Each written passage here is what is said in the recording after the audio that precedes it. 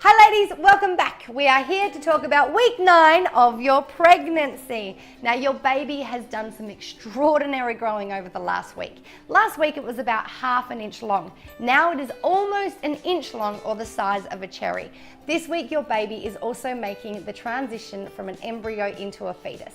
And what this means is its vital organs now exist. They're not completely developed, but the important parts are there for it to start growing its main organs. Your baby also has quite distinct facial features, so it has tiny little holes where its earlobes are, little nostrils, a little nose, and a little hole where its mouth is going to be. Now, if you go for an ultrasound this week, the doctor will point out really important parts for your baby's development. Really exciting, but you may find that your baby's playing a little bit of a game of hide and go seek, so it might be tucked in somewhere in your uterus with its back facing the outside. So don't stress, but it might be a little bit harder and take a little bit of time for your doctor to find the heartbeat this week due to the game of hide and go seek.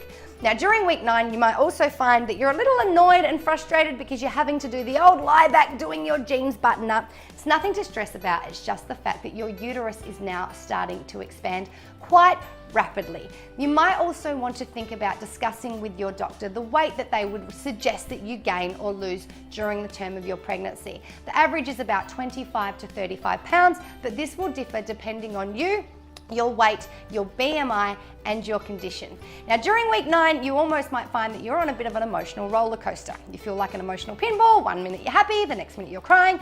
Perfectly normal. The I'm hormonal at the moment truly exists because your pregnancy hormone, HCG, is at its absolute peak this week.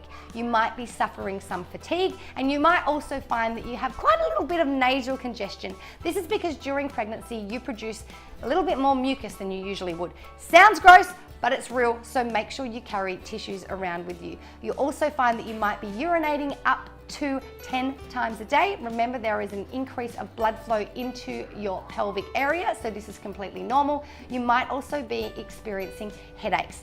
Really importantly that you stay super hydrated, so make sure that you carry water around with you or set a reminder in your phone to continuously drinking water so that you can lessen the headaches and make sure that you stay hydrated.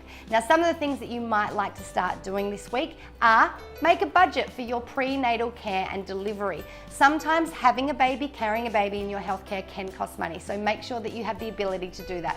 Once again, if you haven't got a bra, go out and get yourself one.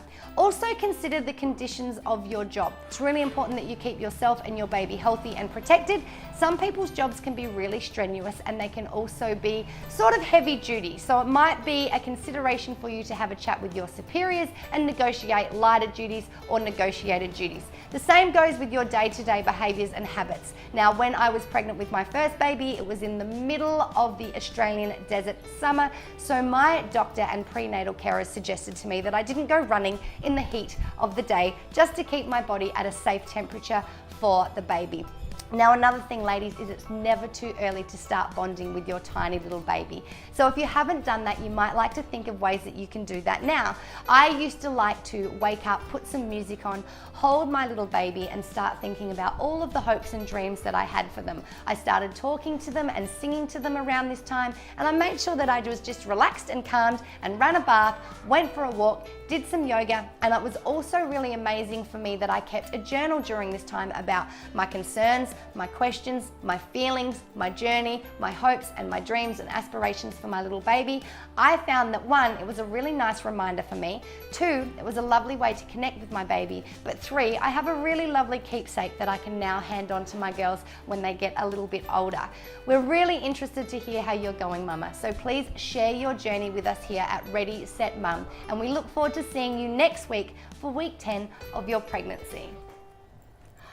I'm hiding from my kids, but before you go, do you love this video? And did you want more great pregnancy information delivered directly to you? If so, make sure you just drop by and subscribe to Ready Set Mum using the links below. Good luck.